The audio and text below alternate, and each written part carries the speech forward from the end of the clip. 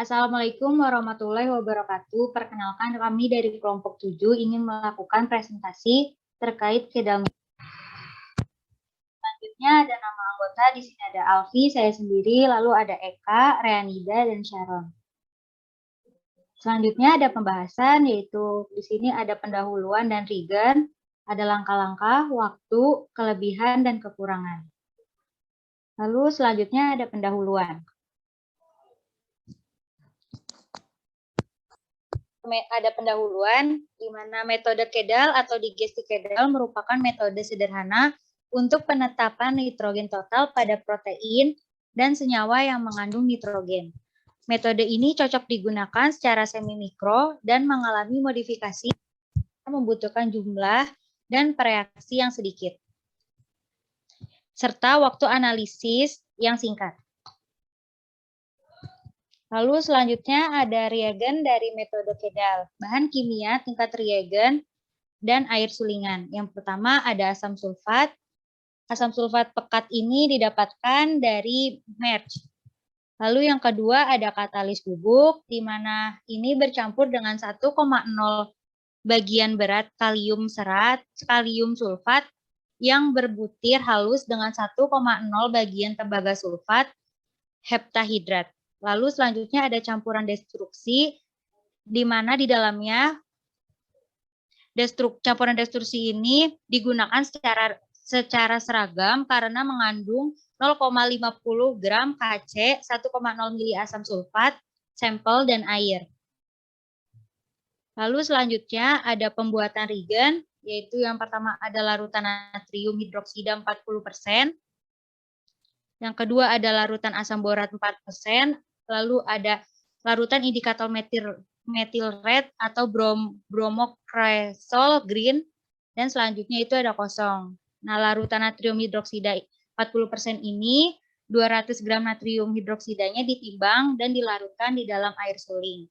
Lalu yang larutan asam borat 4%, 20 gram asam boratnya ditimbang dan dilarutkan dalam air suling, ditempatkan volumenya menjadi 500 ml dalam labu takar. Lalu ada larutan indikator metil red atau bromokresol green, di mana 100 gram metil merah dilarutkan lalu diencerkan hingga 100 ml dalam etanol 95%.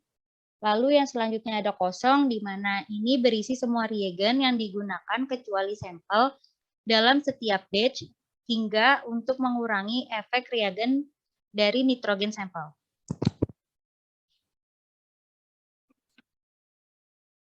Yang selanjutnya adalah langkah-langkah. Langkah-langkah metode Kedal. Di tahap pertama itu ada tahap destruksi, yang kedua ada tahap destilasi, dan yang ketiga ada tahap titrasi. Untuk tahap destruksi ini merupakan proses pembebasan amoniak menjadi amonium sulfat. Proses ini sangat berbahaya karena menggunakan HSO4 yang sangat korosif. Lalu tahap kedua adalah tahap destilasi. Dalam proses ini, NaOH pekat, amonium sulfat, dan gas amoniak akan ditambahkan. Nantinya, gas amoniak akan menguap dan akan ditangkap oleh asam borat. Lalu tahap yang terakhir adalah tahap titrasi. Proses ini, amonium borat akan dititrasi dengan HCl sehingga akan menjadi amonium klorida. Jumlah gas amoniak yang nantinya dibebaskan akan sebanding dengan jumlah HCl titran.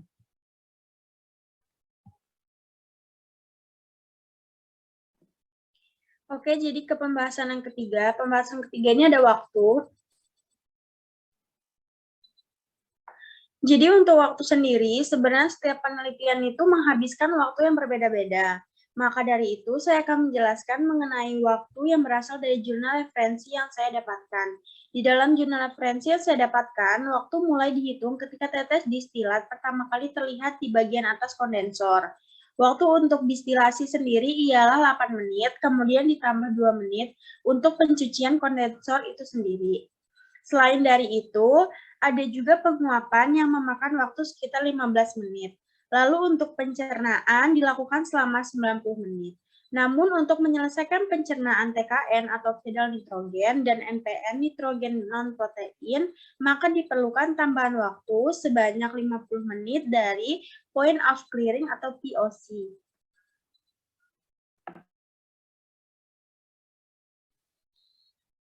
Selanjutnya yang keempat ada kelebihan dan kekurangan. Kelebihan dari metode ini yang pertama dapat digunakan secara luas di berbagai negara dan berbagai jenis makanan. Yang kedua termasuk metode yang berstandar mudah digunakan dibandingkan dengan metode yang lain. Yang keempat ini bersifat universal, presisi, dan reprodusibilitas. Yang keempat akurat untuk protein kasar. Yang kelima ini relatif murah. Selanjutnya, kekurangan dari metode ini yang pertama, tidak memberikan hasil pengukuran protein yang sebenarnya. Yang kedua, berbahaya karena menggunakan reagen-reagen yang sangat korosif. Dan terakhir, memakan waktu. Memakan waktu ini sekitar 2 jam.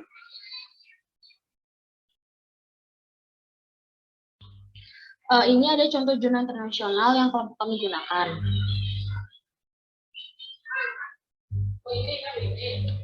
Contoh jurnal internasional yang kami gunakan ini berjudul Protein Determination in Some Animal Products from Sulaimania Market Using Kedal Product. Dalam jurnal ini, sampelnya merupakan protein kasar, produk hewani yang diukur melalui penentuan kandungan nitrogen total dengan menggunakan metode Kedal. Penggunaan nitrogen total dengan prosedur Kedal ini merupakan metode referensi universal untuk estimasi kandungan protein dalam bentuk hewani dan tumbuhan yang digunakan untuk kalibrasi dan validasi metode alternatif dalam penentuan protein. Sumber protein hewani yang dianalisis dalam contoh jurnal ini adalah sampel daging sapi, sampel daging ayam, sampel telur, dan juga daging sapi hotdog. Untuk sampel ini akan diambil sebesar 50 gram pada setiap sampel. Seperti kayak sampel daging merah itu 50 gram, ayam 50 gram, hotdog sapi 50 gram. Lalu sampel ini akan dipotong menjadi irisan tipis yang akan dimasukkan ke dalam cawan. Pada pembuatan reagen ini dibutuhkan larutan natrium sebesar 40%, larutan hidroksida sebesar 40%, habis itu ada larutan asam borat sebesar 4%, dan terakhir itu larutan indikator methyl red atau bromoresol green.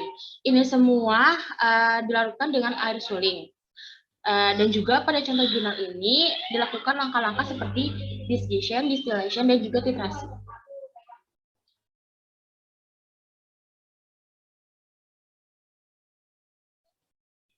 Berikut ada beberapa kuis yang sudah kami buat.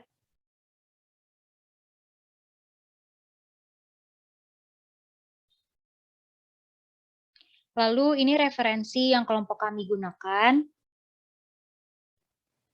Baik, sekian presentasi dari kelompok kami. Kurang lebihnya mohon maaf. Wassalamualaikum warahmatullahi wabarakatuh.